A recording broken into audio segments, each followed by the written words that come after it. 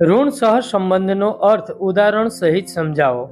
ઋણ સહસંબંધ: બે ચલની સંબંધિત શ્રેણી આપેલ હોય અને એક ચલની કિંમતમાં વધારો થાય તો બીજા ચલની કિંમતમાં ઘટાડો થાય, અને એક ચલની કિંમતમાં ઘટાડો થાય તો બીજા ચલની કિંમતમાં વધારો થાય.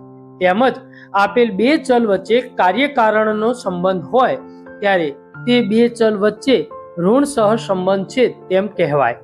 એટલે કે આપેલ બે ચલની કિંમતમાં થતા ફેરફાર વિરુદ્ધ દિશામાં હોય અને તેમની વચ્ચે કાર્યકારણનો સંબંધ હોય ત્યારે તે બે ચલ વચ્ચે ઋણ સહસંબંધ છે તેમ કહી શકાય.